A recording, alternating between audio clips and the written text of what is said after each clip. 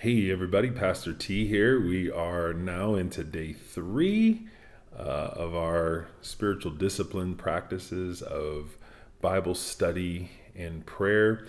And today I just wanted to again share one of the things that I was looking at and talking with the Lord about today.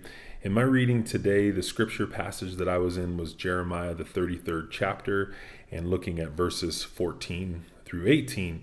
And Jeremiah 33, the heading in that says that restoration is promised. And as I was studying the word, especially in the verses that I was looking at today, verse 14 was a verse that immediately jumped out at me. And it says, "Behold, days are coming, declares the Lord, when I will fulfill the good word which I have spoken concerning the house of Israel and the house of Judah."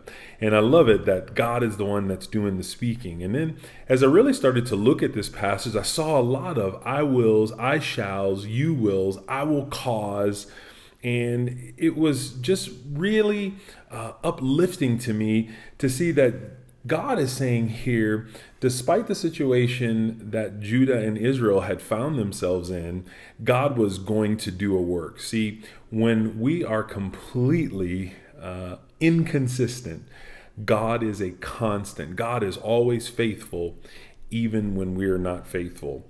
And then in verse 15, two things that I have been studying a lot lately that just jumped out to me.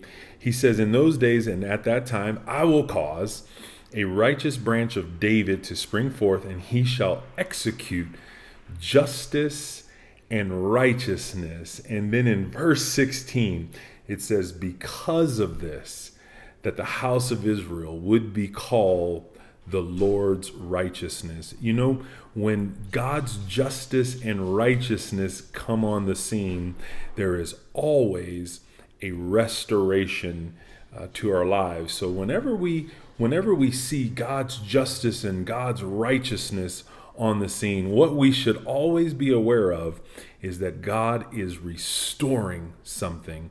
So just something that I was getting out of my devotional time this morning, some of the things that the Lord was saying, that there is a restoration that is promised. No matter what you may find right now in this season, God says, I will do something significant in your life. I just wrote this down in my prayer time, just kind of as the journal. It says this: God is the one who delivers, establishes, and carries through.